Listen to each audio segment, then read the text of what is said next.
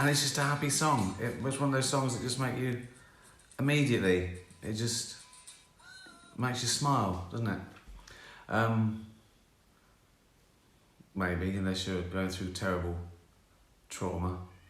I mean, if you've just been hit by a train and you're crumpled up, you lost your feet and you're screaming, you're losing a lot of blood, probably wouldn't do the trick.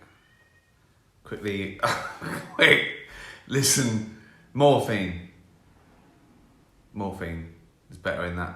But given an average day, right, that song will make you feel a little bit happier. As I say, extreme trauma, it won't cut the mustard.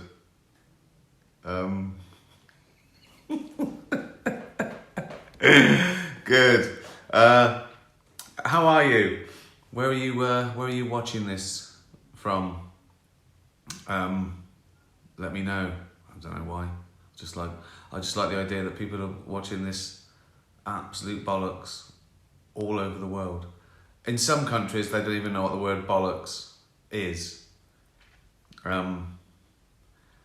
I should explain, really. It's a colloquialism, double meaning. It means absolute nonsense. That's why I call this absolute bollocks. Nonsense. Just rubbish. So it's bollocks, it's rubbish. Also, slang for testicles. So, two birds with one stone. Bollocks meaning rubbish, and bollocks meaning testicles. So, I haven't done this for a while. We're down to sort of once a month now, if you're lucky. Vancouver, Philadelphia, Australia, Slough, Ontario, Indiana, I can't keep up, Italy, California, Wales, New Zealand, Epping, Los Angeles, New Jersey, New York, Portugal, just some of the places in the world. I know what you're thinking, Rick, you've had a haircut. Yeah, I have. Right, first, start off, thank you to Mel, Toffee and Fudge and the Bollocks Gang. I did tweet that, but they've sent me a little afterlife bench and a lovely card, and they even sent me Auntie to sit on the bench with me. And look at this bit for a lovely bit of detail. Oh, oh. Never mind Barbie. Look at that. That's what they'll all be wanting this Christmas.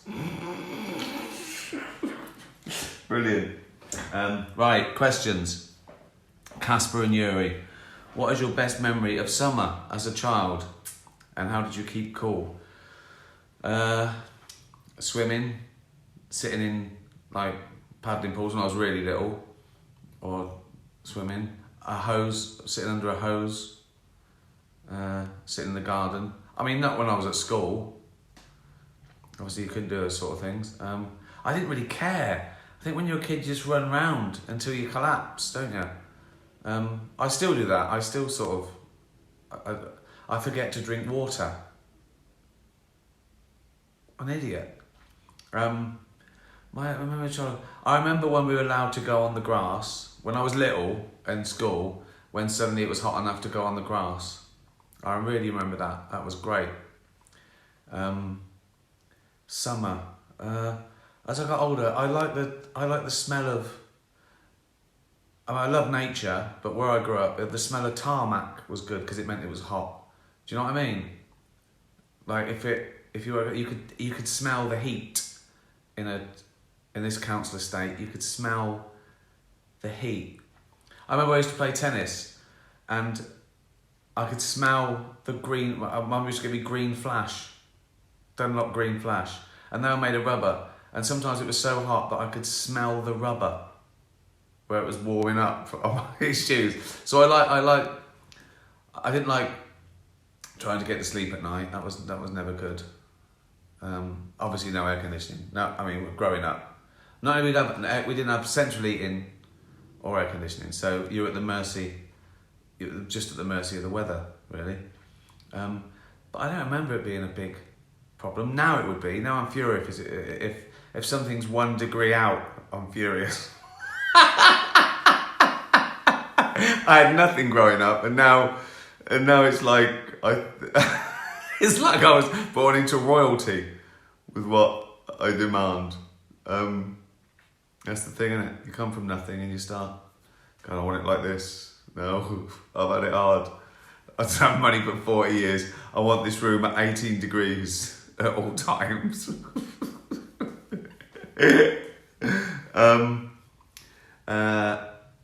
Bonfires. I remember my mum doing a bonfire on a Sunday. I like Sundays because when I was little, the whole family came over because my oldest brother and sisters had moved out by the time I was like, I don't know, 8 or 9. So they'd come over. Sunday was great. I remember getting up Sunday and the bath was like full of water and my mum had made jellies and cakes to keep them cool for everyone coming over having trifle. So yeah, I think Sundays were my favourite day in the summer when I was little. Family, trifles.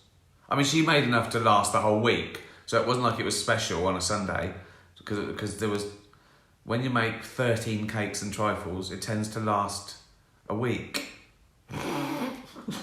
But she had nowhere to put them. Yeah, and then a bonfire. A bonfire about sort of 6 or 7 o'clock when they all left. Pax the cat. In Supernature, you talk about the platypus producing milk and eggs. What 2 seemingly contradictory traits from other animals would you like to pick for yourself, and why? Oh, well, obviously my superpower is always be flight. I can't believe I just watch seagulls and hawks. I think, oh, amazing! It's just to fly around, particularly in traffic when I want to get. I wish I could fly. I wish I could fucking just take off. I think we've talked about this, but it's got to be proper flight.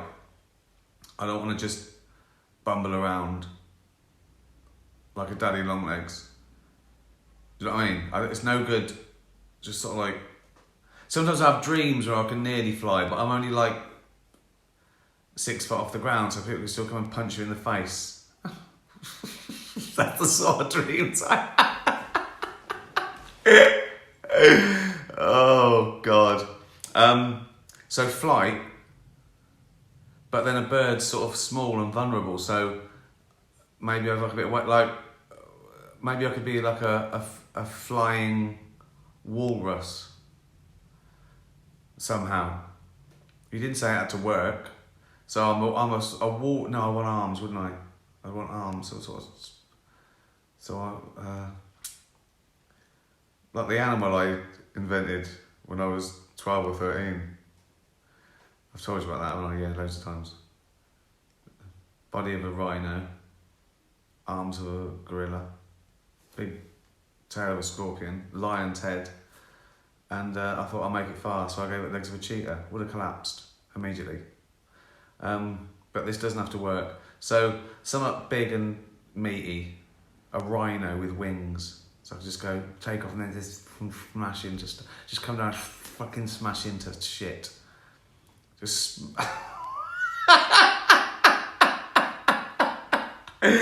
Oh God, there might be something wrong with me. Keena, I've been practicing improv comedy on camera at home and I end up worrying that I might offend someone.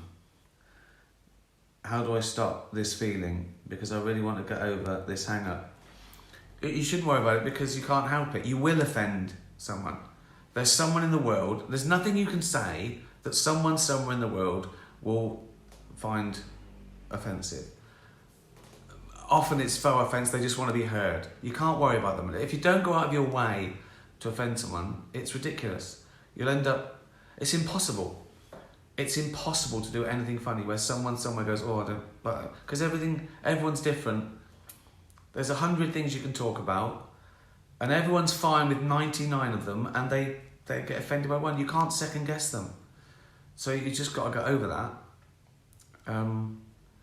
If someone wants to be offended, they will be, and they'll do it and let you know. They'll do it to stitch you up, because they're not happy in some way. So you can't worry about that. And if you haven't gone out of your way to offend, there's nothing you can do. You don't know who you're dealing with. You don't know. I've talked about this. Whatever you talk about, if you went out and they said, hands up, who's had this terrible thing happen to them, and they all put their hands up, you went, anyway, I'm going to do it, then that's something. But you don't know those people. You don't know what they've gone through. It's mad to try and second guess. Everyone's gone through something. So there wouldn't be... If you had to do a comedy show when no one could be offended, you couldn't do it. So just don't worry about it. And also, just because they're offended doesn't mean they're right. Some people are offended by equality. Do you know what I mean? Some people are offended because they don't want equality. What can you do? There's no right and wrong to offence. It's a personal feeling. So you can't worry about it. Mick, do you think with your stand-up that you've been influenced by comedy we grew up with? Not the content, but the delivery. What, like... I think I know what you mean. You mean... yeah, I think I know what you mean. That sort of stand-up swagger, put down. I've been influenced by those guys like Groucho Marx, if that's what you mean. I think I think I have. I've always liked that sarcastic delivery. So yeah, you can't help it. You can't help being influenced, and then you make it your own. And it's there's never one influence. If you're influenced by one person, that's like a tribute. You're influenced by 50, so you make a new blend. But I do like that sort of sarcastic, ironic. Those guys that show that it's not best to be the cleverest bloke in the room, where they go out there with swagger, but they're the butt of the joke. I've always liked that sort of thing. Yeah. Deborah, what has been your biggest professional disappointment? You have had many successful ventures, but which one did you think you would have done? You think you could have done much better?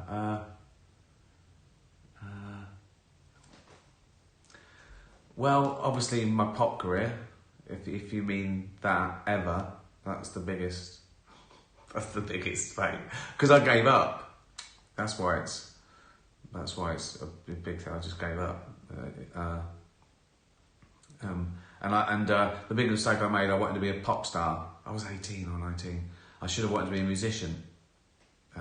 So when I came to this, I wanted to be a writer-director, not just a celebrity or an actor or whatever. Within the realm of, since I've been doing this, I don't know, you always want to do it better. I did the Golden Globes again because I wanted to improve on it. Also, you only fail if you give up. If you keep trying, what you call failures, they're learning processes, aren't they? So first time someone has a go at golf, they're rubbish. And when they get good, you wouldn't hold it against them. You would go, yeah, but the first time you played, you were rubbish. You go, yeah, that's why I tried harder and now I'm good. So to keep trying and getting better, that's not it's mad to look back and go, oh, I failed for so long. You didn't fail, you hadn't finished yet. You just hadn't finished yet. You only fail if you just give up. But things are, I probably look, my early stand-up, I think I always put it... I wrote too much as opposed to do the stagecraft, and it was sort of there, and then I committed it to DVD too quickly. I wish I'd have... Like my first one, Animals, I sort of wrote that. I did a couple of warm-ups. I think I did about 10 shows, and I recorded the DVD. Now, it's fine, but it would have been... I've done 50 warm-ups already for Armageddon. Armageddon's already better than Animals, you know what I mean? But then there's something charming about... There's something charming about Animals, my first one, that I wasn't quite a stand-up, but it was funny ideas. So I never look back. I'd never go back and go, I'm going to re-record Animals to make it better. It's a document. It's like a document of where I am now. I think that answers your question. On the Afterlife, you've just come up with the best, but also potentially lethal joke. People convulsing and dying from laughing. You mean literally? Okay. It's the best joke of all time. Do you tell it? So, if I know this joke is a murder weapon. So I've got this joke. Anyone I tell it to, they laugh so much that they die.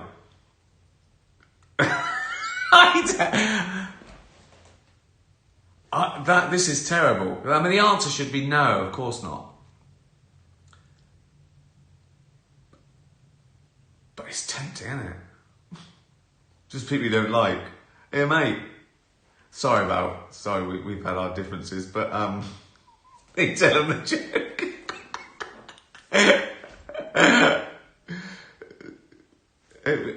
It wouldn't be murder, would it? Because telling someone dying of a joke, that's not against the law, is it? If you tell a joke and it kills someone, that's not against the law. Also, it's like a gift, isn't it? I've given them the best death, apart from dying in their sleep, when they could be dreaming about having their legs pulled off by a giant monster. Dying laughing, that's a pretty good way to go, isn't it? If I knew that my jokes literally cause someone to die, I wouldn't tell them. No, I don't think so. Oh, imagine that. What a trauma that would be. You come up with the great... That's everyone's dream, to come up with the greatest joke. Every comedian's dream, come up with the greatest joke ever. And then someone says, you can't tell it, mate. Why? Because it's so good it kills people. I go, for fuck's sake. Really? Can I tone it down a little bit? So it just puts them in a coma for a week. I go, we'd rather you didn't. I go, oh, for fuck's sake. Okay.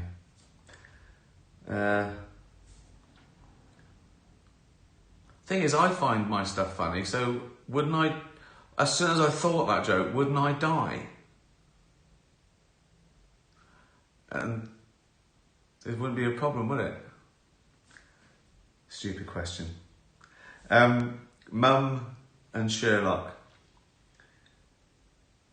A life well lived is the best revenge, I once heard you quote. Yeah. What would your best advice be to get there? When it's hard to see the funny side of certain things and to focus on what's essential instead of looking back in anger. Just smile, question mark. Well, that's a good one. Just smile. I mean, clinically. So when you're happy, you smile. But the reverse is also true. They've done clinical tests where they made people smile and it cheered them up because your face sends signals to your brain and it releases the same sort of result. So you can, I mean, not if you're really clinically depressed, you can't just snap out of it. But a lot of those motivational speeches start with, you can decide to be happy that day. Again, outside terrible trauma and being, clinically depressed, everything being equal, you can sort of try and put yourself in a good mood. Be positive. A lot of them say the same things. To be grateful. To go, right, what's good? What's good about today? What can I look forward to? Meditation puts you in a good mood. It clears your mind and all that sort of stuff. So yeah, be positive. Be nice. That's really good. That's really people. If you do a good deed, you feel good all day. Well, I do. If I a scruffling a dog, like, cheers me up.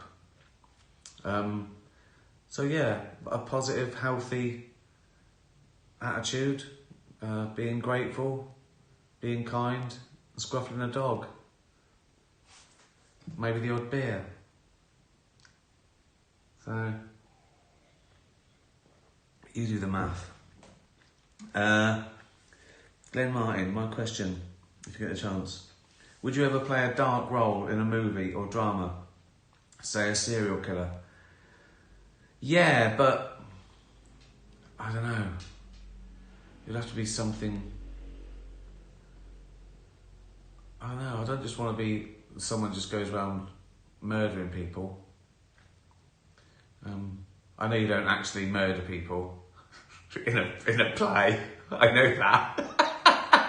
Mr. Rose, you got the wrong end of the stick. You actually killed one of the cast. I thought you might be. No. It's all fake. It's all fake. You don't actually kill people. I'd want something more, I don't know, like a vampire would be good, because that's I can do that. That'd be good. Just be a normal bloke. Right? You know what I mean? If someone winds you up, they go, you go. You go to the post office, go, hello, Mr. Rose, hello, oh, sorry, this is closed. Sorry, I'm going to lunch. Wait, I just need to, no, go. That would be good, wouldn't it? Just a vampire that doesn't like bad service. You know, I don't need the blood. Anything that annoys me, I just go, and they, okay, what do you need? I need to change.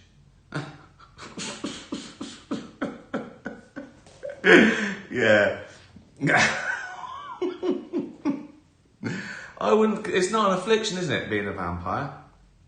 People are scared about it. Oh, I don't get bitten and become a vampire. But then once you've gone through that, you're set up for death. Not set up for life. Set up for death, but for an eternity. I know in my life I'd be a vampire and I'd feel guilty. I'd be vegan, like a fucking idiot. They go, you fucking idiot. Oh, I know. What are you going to do? Just going to go and just creep in when they're asleep and steal their lentils. That's the worst vampire. Well, that's how I feel. I'm sensitive. You're a fucking idiot. I know. But I'm sorry. I don't agree with the bite in the neck. Shit.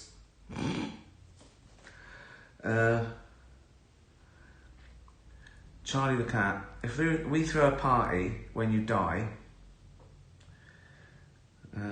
what is the one song you'd want us to play? You can't choose Bowie or say you don't care since you'll be dead. That's a good one, isn't it? That's a good one. You'd want something that would put them in floods of tears, wouldn't you? What would that be? I haven't thought about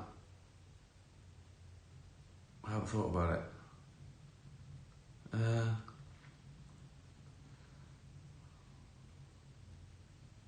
That's a really difficult one. Because, a song's often got just one message, isn't it? Oh. I have to come back to that. I'll think about that. If you had the attention of the whole world for 15 seconds, what would you do or say? These are getting hard, these questions. So, does it make a difference? Like, can I choose? I assume you mean like, and so I'd have a good result. Like, if you could tell 7 billion people one thing, even if there was not a lot of take-up, it would still be an important message. So things like, go vegan to save the planet. because the deforestation and the fact that we cause so much harm to the environment by breeding cattle to feed a few, and it takes like 10 times the amount of water, that sort of thing. And that'd be a good one, wouldn't it? 15 seconds. I could just say, watch Afterlife on Netflix.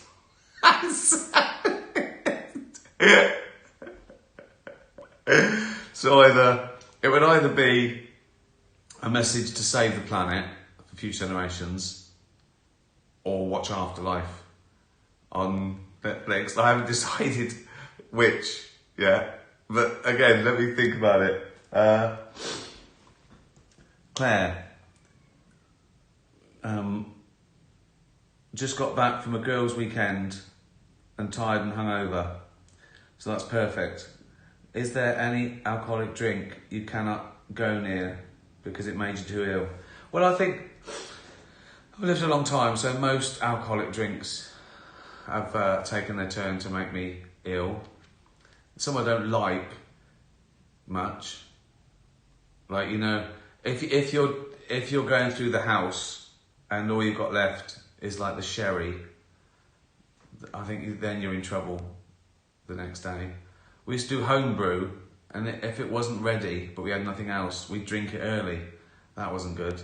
It was like sometimes you had to leave like the last quarter of a pint because it was like mud. So homebrew has given me some terrible hangovers. I'm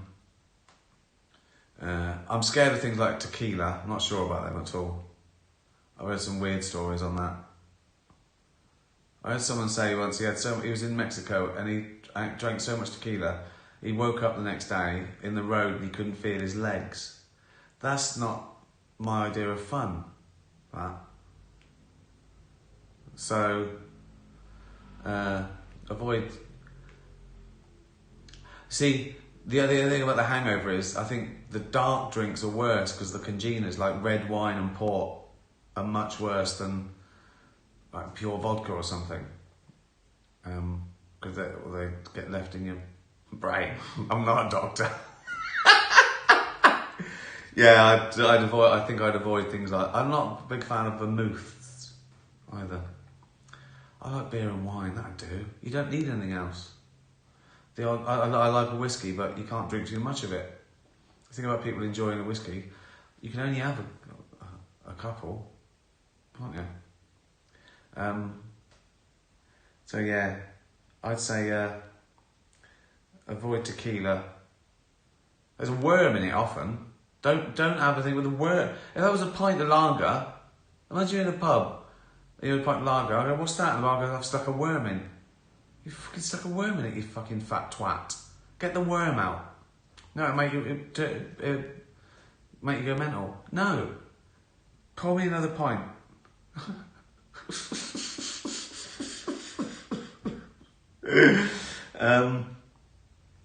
My husband thinks I'm sexy, says, what was the moment that made you become an activist for animals? Well, there wasn't really a moment. My earliest memory is that I loved animals and couldn't stand animal cruelty. I was born, I acquired pets. They were there first. I remember I was little, I had a cat called Smokey that was there before me, and a dog called Betsy that was there before me. So I just felt that I've always thought that they've got as much right to be on this planet as me. So there was no moment. But then, you know, you always do stuff for animals, and I've always, I suppose when you become famous, you become a voice for them. That was one question I got when I was famous. They'd say, oh, when did you start the animal activism? I go, well, I've always been that. It's just that more people hear me now. And like when I win an award, like a humanitarian award, I always say, I'm just a mouth. There are people that actually go there. There are people that stand outside Tesco's all day with a tin. I just tweet or talk about it. They're the foot soldiers. So the answer is, as long as I can remember, but just more people hear about it now because of, you know, the upshot of what I do is fame, I guess. Good question though. Leopold and Loveday. Do you think it is more beneficial to be able to roar like a lion or purr like a house cat? Roar like a lion. I love a cat purring. A happy cat makes me happy. So I'm saying that sort of thing is infectious, isn't it? A happy dog makes me happy. If I see a dog, I smile. And a happy cat is lovely. But personally, it'd better roar like a lion, wouldn't it? Be like the vampire thing. Like if someone's winding you up and you just go, fucking fuck me, be good, wouldn't it? That would be good. They think, you know what I mean? No one would mess with you if you could roar like a lion. Fuck me, he's mental. And he's loud. He's loud. Rachel, would you like to have wheels for feet? I mean, amongst the other stuff we've talked about, that isn't so mental, is it really? I've been a flying rhino within the last 20 minutes. So wheels for feet. I wouldn't mind. If I couldn't have feet, wheels would be good. But given the choice, I'd keep everything real at the moment. One day, that'd be good. Although wheels for feet, you know, that'd be fine. But then when I've got a bad back, I'd need a wheel on each foot and a wheel coming out my arse, so I could be sitting down, just going along. So wheels for feet and arse, and then I'm talking, or the back of my neck, so I just lay down like that. I've got wheels and that. I'm just going along like that. What a load of bollocks this is. Well, we've run out of time. Last one, Susie. Can I sing the Derek Pudding song?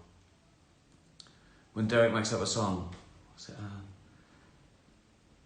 everybody here loves having pudding. We has it every day at 6 o'clock. Sometimes it is jelly, what is cold. Sometimes it is crumble, what is hot. Finale. Just brought the house down with that one. Right, good. Have a lovely week. Be kind to animals. Put out bowls of water outside your house for dogs. Be careful with dogs. Don't leave a dog in a car, obviously. Anyone who sees that, honestly, just smash the window. Yeah. Cheers. Tatty bye, everyone. Tatty bye.